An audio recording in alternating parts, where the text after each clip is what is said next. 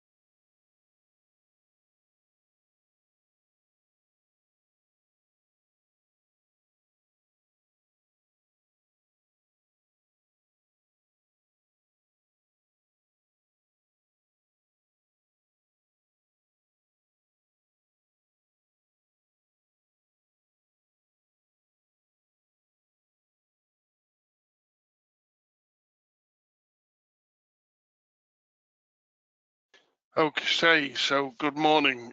We're 2 minutes past the 10, so we're going to get started. So good morning and welcome. Good afternoon if you're not in the UK, then I do apologise. We're going to be talking this morning about FC Designer Pro 31.5. Typically on startup, this is the page that you would see. Any recent markets that you've used Designer in, but if you wanted to start from new, you could select new, and there's various countries that you can select to start creating your Designer project. Okay, so just to start off with something really important is that the Designer Pro uses a template based on the same version of FireClass Express. So it is a PJQ, and once you save it, it becomes a PJL. That means you can open your Designer file directly within Express. In our previous version of Designer, you had to do an export and import either way from Designer to Express and from Express back to Designer. If you do experience any problems when you're using the software, then there are technical support contacts on the start page. So typically, if you've done other projects, you would see a list of recent projects down here. And if you've used recent templates, then you would see a list of templates marked here as well. Okay, so we're going to start off, we're going to kick off by using a UK template, and some of the options that are available at the top, I'll go through those once we've opened a template. So we're typically going to start off with create new project. This is an information page where you can include the client name, the address, the installer's name, installer's address, etc., and then the engineer's comments, engineer's name and comments when you're creating a project. So if we just select OK, what that does then is it opens up all the four sets of windows we get to use. I'm going to explain what each of the following options are across the top. Some of these will become more relevant as we go through the use of Designer. So what Designer is intended to do, it's intended to build a project which can be used in Express. It's to calculate your battery loading, your loop loading, but it's also able to create a bill of materials for the items you're going to need for that project. So you get the option to create a shopping list. If I click on the file menu, this is the options I get. I get to save as, open an existing project, close a project, open a recent project, start new, import, or I can select options, and there is also a help file. So in the Designer, in FC Designer Pro, there is a set of simple help documents which help you explain what some of the options are within the software. and that's there for reference should you have any problems when you're using the software. Okay, so if we go back into the main menu, we've got home, we've got site, my project. Nothing's in there at the moment because I haven't added any panels. And then it gives me the option of what I can add and what I can export. There'll be nothing to export at the moment, purely because we haven't added anything into the system. So the selection of panels we get to choose from are our current range of panels, which are the 600 series, 700 series, and our legacy 32, 64, and 240 panels that are all within the FireClass range. We're going to start off with 702. Just it's simple to show how it works. So the first thing I get asked when I open it is, what type of panel am I going to use? It just confirms that. So at this point, you can still change to one of the other types of panels in the list. What address it is going to be on the network. So if you're designing a system where you know you're going to have 13 panels, but you're actually doing number 13 as your first design, then you can add panel 13 into the configuration. You can also change the label, you can add some notes, and really interestingly, you can tap on datasheet and it will pull up the datasheet from within our solution navigator or knowledge exchange. Now I've just clicked on that and I'm just waiting for it to open a web page. So let me just let it open.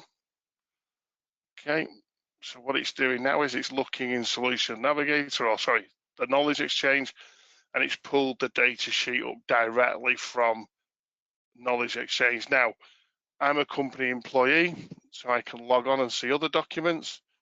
You guys, if you're not a company employee and you have your log on through Solution Navigator, you too would be able to log in and look at other documents. But as people should be aware, data sheets are freely available to access without logging into the system. I hope that's perfectly clear. The next question I get asked is whether I want to use high power or shared powered loops. For this example, I'm going to leave it as shared power, and then it also gives the option of the power supply, which is grayed out, and the battery size of, standby time, alarm hours, and battery factor, which in the UK is standard 24 hours, half an hour in alarm, and a battery factor of 1.25. Okay, so click OK, it adds the panel. Now down the left-hand side, we've now got a tree of items that are added. We have the main processor, FCFI, which is the main board, the motherboard, the serial port. It is part of the configuration, whether we wanted to add anything to the serial port. On the R bus, so as we click on each item, we get to choose alternatives. So we can add, LCD screens, we can add FC1 2D repeaters, which allows us to add them to the R bus. We can also add other boards such as NPMs. I'll come back to that in a second. And then on the Ethernet port, you can also add other items like a gateway. You can add FC1DS repeaters and FC8AS repeater. So this is the same display that's in the panel. The FC1DS is the same display in the panel, and FC8AS is an 80 zone LED with a touchscreen, and it sits on the LNet, which is the Ethernet connection. And then we have an array of options we can select as well. So we can add the number of zonal indicators. We can add 3. There's a whole mixture you can add. So you can have a 40 fire, 40 fault, 40 fire, 40 fault with display, and also an 80 zone display. Now you can add up to 3 of those on an Ethernet GUI. So therefore we've got the option to add 3 of everything as well, should you need to do that. On the sounder circuit, you can simply add load. So it allows you to add a device, a generic sounder, and in the generic sounder, you're able to add the amount of current that each one's going to use. So say it's 50 milliamps, or if it's a total load of 150 milliamps, you can add that in directly into the sounder circuit, and that would be taken into consideration in the battery calculations. Generally, we don't use that, so I'm just going to delete that back out. Same for sounder circuit 2. And as we drop down into the loops, so this panel comes with 2 loops, an A and a B. They are split in power, so you can share the addresses across A and B. You do have the ability to change where the split happens. So you could decide to set it to 250, which means loop B cannot have anything connected to it. This is very similar to high power. You're basically just not using loop B. If this was a high power 2-loop panel, then you would actually never see loop B on the designer itself. Okay. While we're still on the loop, we can set the length in meters. We can also choose what cable type we're going to use. Typically in the UK, we would use fire-rated 1.5mm cross-sectional area cable, but you do have the options to use bigger or smaller cable depending on what region you're in, and this obviously will affect the volt drop and the battery calculations. As we move further down the list, we've got the backplane. The backplane is where we can add additional cards such as network cards. And as we don't have a second panel, it's not allowing us to do that at the moment. If we go back up to the loop, then this is where I can add my loop devices. Now, there's a few different things you can do. You've got individual containers depending on the type of device. So custom devices, I'll come back to in a second. So anything that's listed as a detector, so BDM, etc. You've also got call points, legacy call points of isolators, indoor and outdoor. You've then got the ability to add sounder bases, and the 440 onwards are our own. These are the ones that we sell now, and the 410 and the 430 devices are our legacy fully in devices, so you can still add those in to a designer file should you wish to do that. Okay, and then moving along, we've got ancillary devices. So this is where your SNM, your quad modules, your MIMs, those sorts of things would be listed in there. And then if we go into ancillary specific, so we're talking about a door, so the TSM interrupts and the TSM are there. And we can also pick a wall-mounted line isolator. Now, sorry, Mike. I think we have some problem on the audio side.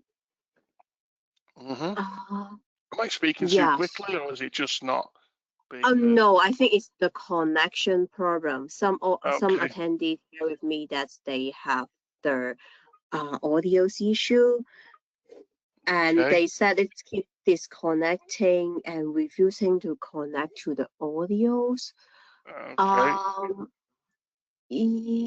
But you're hearing me okay though, Julia? I'm hearing you okay, but some of our colleagues are joining the webinar, but they all have some audio issue. So I got another reply from the, let me check. Sorry to interrupt. Yeah, some people. No point me talking if no one can hear me. Yeah, but no. Some people can hear you. And for the audience that can't hear Mike clearly, if possible, would you please rejoin the webinar? Because I think some people just try to rejoin it and they can hear the audios okay. Because the webinar is live, and then I got the recording. So if you have the audio issue, I'm very sorry about that. But I will send you all the recordings afterwards. But I think majority can hear you okay. I think it is some kind of internet connection issue. So, but we got the audios on my side perfectly, so I can have good audio recordings on you, and then we can send you those attendees afterwards. So would you like me to wait a few minutes to see if people can rejoin with better audio? Yeah, it will be great. So if you have any audio issue, please try to leave the webinar now and rejoin it. And then it will be great if you can send me in the chat box whether you can hear the audios okay. Yeah. I think let's wait for 2 minutes before we start the webinar. Sorry about that. No, fine, no problem at all. Yeah, it keeps disconnected.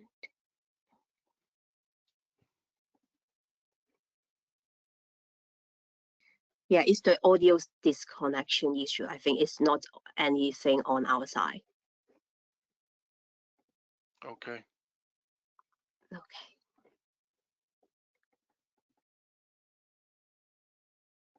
I would say at this stage, if anybody has any specific questions and wishes to speak to us about a one-to-one session with their team, I have no problem discussing the options that we can offer people later.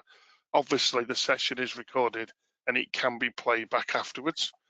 But if anybody has specific questions they would wish to ask and the audio is a problem, I have no issue speaking to those people individually. Not all 62 of you, but if we can do small groups, that would help. Okay, so do I continue or do I hold on a little bit longer? Yes, I think Mike, you can continue, and then yeah, as you said that we can have small group, and we will also share the recording. So yeah, thank you, Mike. Okay, so just finishing off, just to recap. So there's individual containers for all the different types of device that we use on the loop. We also have the ability to add multiple points at the same time. So we got a list of all devices. Again, they're broken down: detectors, call points, sounders, ancillaries, ancillary conventional, ancillary specific, other, and custom. I'll come back to what custom means shortly. But for example, if I wanted to add a high number of detectors, so I pick a pH and I decide that I want to add 10, I can take the number up to 10 and I can add 10 devices. What would then happen is all 10 devices would be listed. I actually am able to change the label here as well. So let me pick you can select different columns to be shown. So there are a list of columns you can pick. So you can pick channel, device, order, zone. I mean, this is pretty specific to what people want to use. Normally, for some reason I can't get into the text for that point. I don't know whether it's my PC.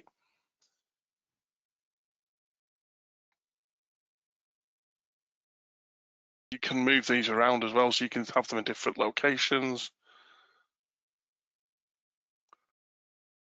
I don't know why it won't let me change the icon. Okay, so multiple point wizard allows you to add more than one point. Custom devices, these are devices where you may have changed the values. So on the right hand side, you can see here we've got the ability to change the device profile. Now, once you change that, you can then save it as a custom point. So for example, if I go into here, change the detector from a standard set of HPO and fixed heat, and I decide that it's going to be on a 440 DSB base, for example, and there's no additional bases and what volume I'm going to set it to. And then what allows me to save it as custom. And then when I go look in my custom devices, I've now got that device there. So I've now got a 460 PH-1, which is basically these settings in a device. And then it allows me to add them from the custom section. It would allow me to, again, add 10 devices should I need to do it. Okay, so I have the ability to add multiple devices in one. It also allows me to edit the custom devices. So I can make changes. I can remove, for example, I can remove one of my previous custom devices, and that would mean I only have the 460p. The custom devices remain, it's your version of Designer. You set the custom devices, they stay there. They're not project specific. When I add a new project, my custom devices would be still available. So if I close Designer, reopen Designer, my custom devices are still available for me to use. So it means that if I'm set up a series of custom devices For example, I could pick that each one has a remote indicator so that it remembers it every time. I can name it as a remote indicator that allows me to reuse it multiple occasions in different parts of the project. As you can see here, I've only got one custom device. Okay. One important factor when adding certain things like sounder bases or AV bases, there is an extra bit of work that we need to do.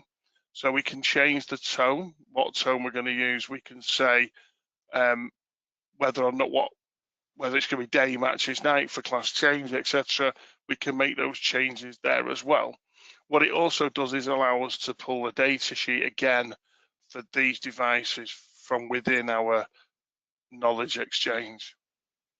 Okay. One of the things we have to do when we add sounders, we need to tell the system how far from the left side of the circuit that device is fitted from the last device. So for example, if I have, as I have here, 3 smoke detectors and then a sounder, I can actually say that that is within 10 meters of the last device. As I add this distance, it allows the calculations to work out the volt drop. Because the way the devices are powered, we need to know how far from the last device this is installed. This is a pretty important point when we're adding sounders to the system. If you leave this as 100, by the time you've added a few sounders, it's going to complain that it's not possible for you to add any more. So you need to make sure that the distance in meters is set here. Okay, if this is going to be no detector in it, I can actually say that it's got a blanking cap, the one below, blanking cap, and that would add the blanking cap to the bill of materials. And the blanking cap is a device that clicks in here, doesn't do anything. It's a piece of plastic and it has the picture of a sounder on it. And what that does is it actually allows the sounder to be just used as a sounder and a beacon without the need to put a detector in it. Okay. Now,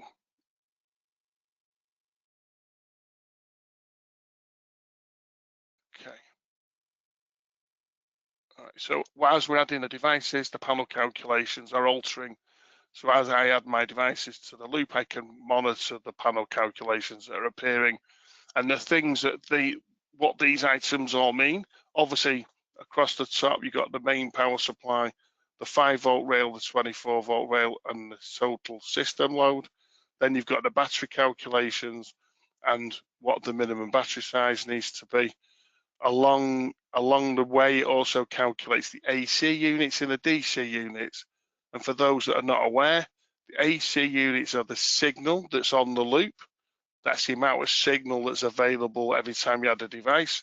Some devices take 1 AC unit, some devices take 1.5 AC units. This means that although you get 250 addresses and 250 AC units, you may well find that that number comes down a little bit quicker depending on what devices you choose. The DC units is the amount of power that's available on the loop. Now, a 702 panel in high power or shared power has a total current of 1 amp. If it's shared between A and B, then it means it's dynamic. The panel knows where the power needs to go, and it prevents that from being an issue. But you share the 4,000 DC units, which equates to 1 amp or 1,000 milliamps. Each DC unit is 4 milliamps. So as you do the calculations, as you add the devices, these figures will change. One of the crucial points is volt drop. So what you've got is you've got 3 options. The mean, which is average volt drop, worst case volt drop, which is the second one across, and the total volt drop.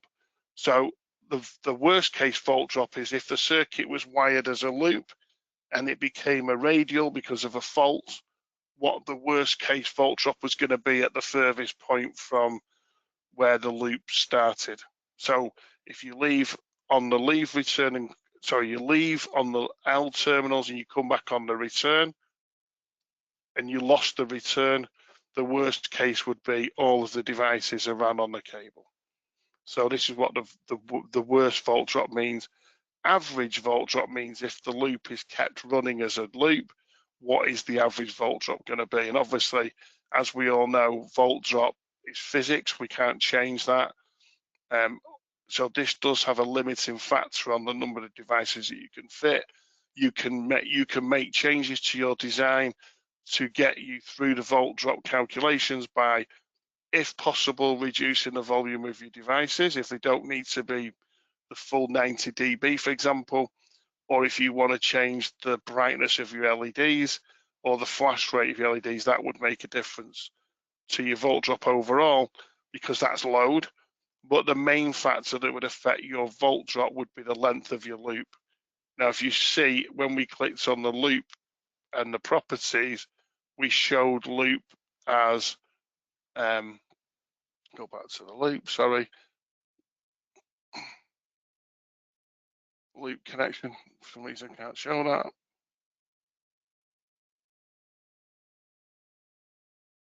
Yeah, so we've got 1,000 meters here. We could drop that to 500, and that means that we've got less volt drop on our circuit. Okay, so you'll see the volt drop has now dropped dramatically or reduced dramatically. Okay, hope that's pretty clear. We've decided to keep 250 addresses on the loop. Now, to show you be able to enable a network card, I'm just going to add a second panel. And then in the slot cards here, you'll see that the designer has automatically included a network card, a PNI 800, so that you can now see both panels have actually got a PNI in them. So as you add the second panel, the software does add a second interface. Okay, so if we delete panel 2 from the system, I've had a few problems with my mouse, I think.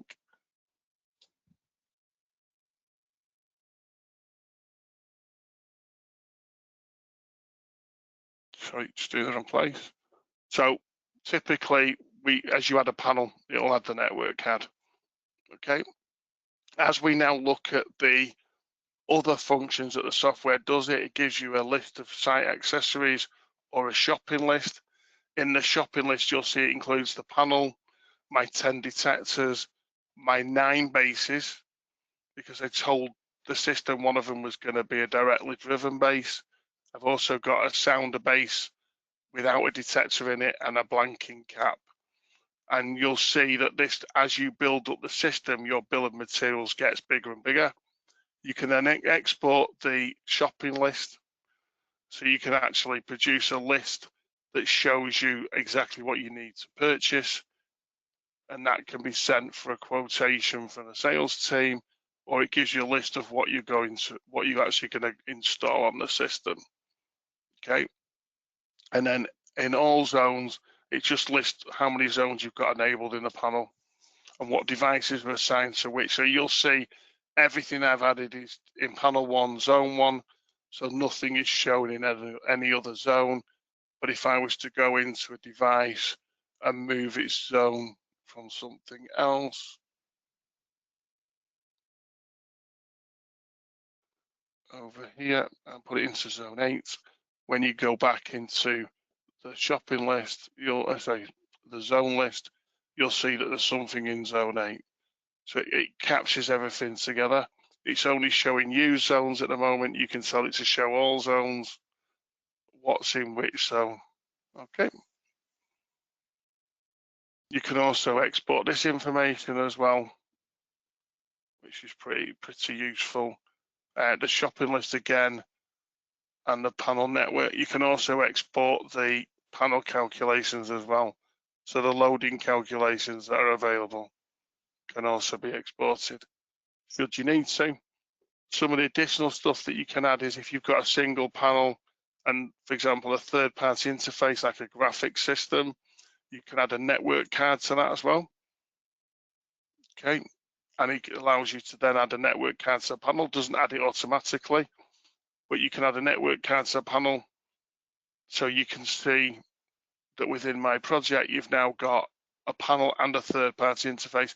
That third-party network card can be used for things like FPG, Modbus, BACnet, other items that you can add to the system. Down the bottom here in Designer in the notification window, you can run a panel check. So this will actually come up with anything that you should be concerned about. So for example, you've got no printer configured, it's a warning.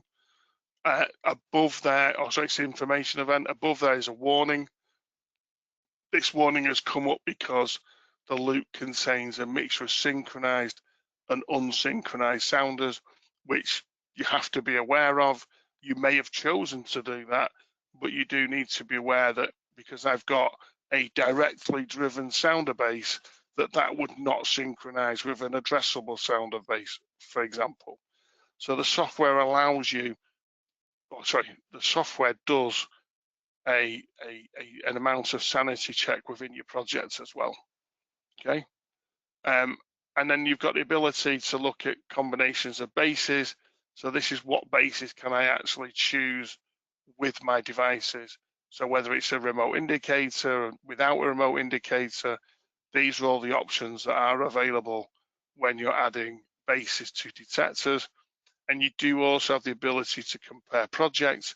So if you had another PJL, maybe the panel projects or another project you've done previously, you can compare the two and it'll list the differences between the projects. Now, one of the main advantages of using Designer Pro over using the older 6.1 Designer is that the file that I create here will be compatible with the software that I'm using for the panel and vice versa. So when the panel's completed, what can happen is as you're doing an installation, you find that devices are added and taken away. And at the end of the project, you need to check that the battery calculations still match that of the original project. Previously, you'd have to export it and import it. But in this version of Designer, you can actually do it as the same PJL. Bearing in mind that we're using 31.5, and the latest version we've got available is 31.6. These would be compatible. Do we have any questions in the chat at all?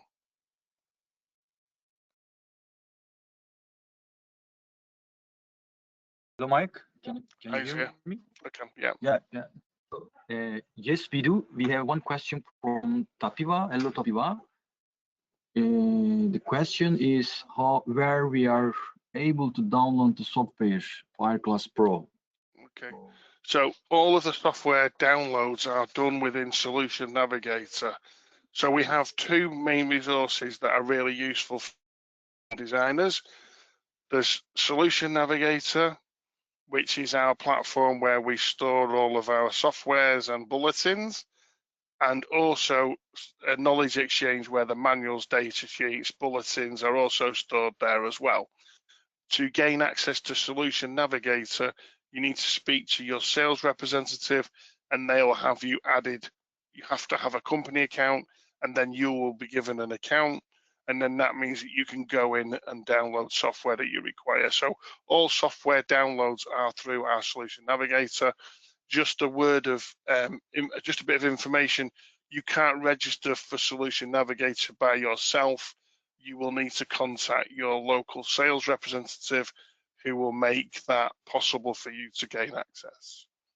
Does that answer the questions here? Yes, thanks, Mike. Thank you. No problem. Is there any more questions? So far, this is the question at the moment. Okay.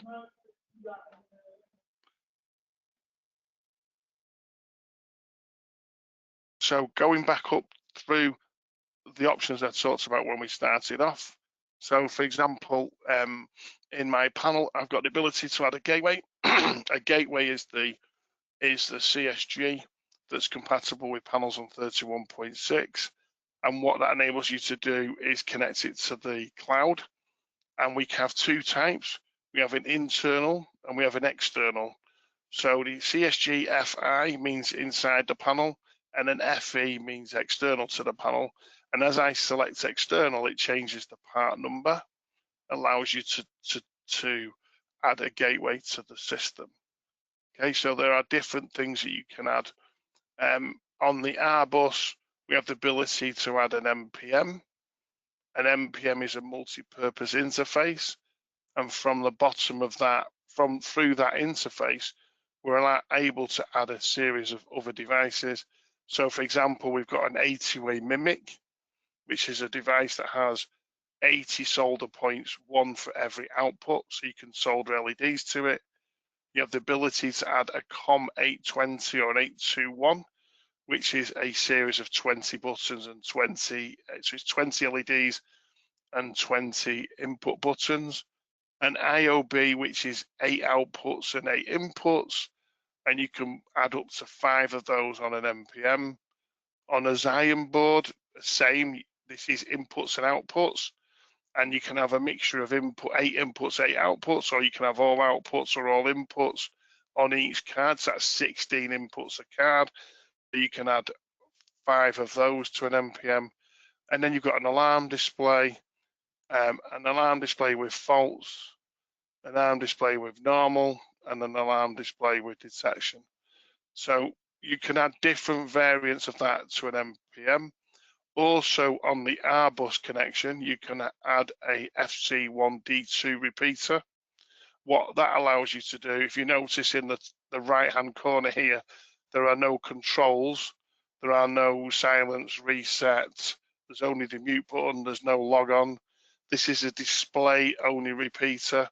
And if you refer back to the training manuals and the notes, you know that you can add a certain number of monitored FC1D2 repeaters and a series of unmonitored repeaters, up to, I think it's about 32 you can add all together. They become display only. So these are useful because they sit on the R bus, which is a 2-wire 485 connection, and it allows you to add multiple displays. Very useful in things like nurses' stations, in hospitals and in elderly care facilities. You can also put these in public places, say in office blocks on the stairwell, so you can see where the fire is, but you have no physical control over the fire alarm system from the repeater. So you can add those onto the, excuse me, onto the R bus as well. Okay. On the Ethernet, again, we talked about SC1 DS repeater and the FC8AS repeater, and then the multiple zone displays that you can add. You add these here, they get added to the bill of materials. They also get used in the battery calculations. Okay. Is there any more questions here? Because I've come to the end of the presentation or the demonstration. Hello, Mike again. So far, it was the only question, or I just pop up something at the moment. Read one. Is there any platform for the certified online training for FireClass panel setup? Which is not the FireClass question, it is a general question. Yeah, so we do training requests. Again, can go through your sales representative. All of our training is in with a system called PLP. That's Partner Learning Platform or Portal, sorry. That's also available through Solution Navigator, but you have to be added again. So again, your sales representative needs to add you, and then you can browse the courses that are available. We can assign courses to you, so we can give you courses for you to do. There are some courses which are e-learning courses, and there are a lot of face-to-face courses. So when we run a training course for engineering, for example, the first day is always design and application. So that course is available. The first day is available to anybody who wants to know how the panels work. And then the second 2 days at the moment are covering the engineering facilities, the programming of the panels, etc. So the first day of any engineering courses for FireClass include design application. And they're the courses that you would want to go on if you're a designer and not necessarily installing and commissioning the systems. All of those courses are available through the PLP Partner Learning Portal platform, and that allows you to book yourself on courses, or your sales representative can arrange for you to do that. Okay, any other questions here? So far, no question. If you have any question, please ask your question in the Q&A session. Q&A parts, we are ready to answer. Thanks, Mike, for the answer. Thank you.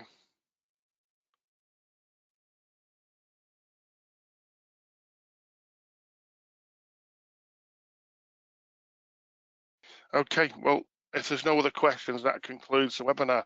Just like to say thank you very much for attending.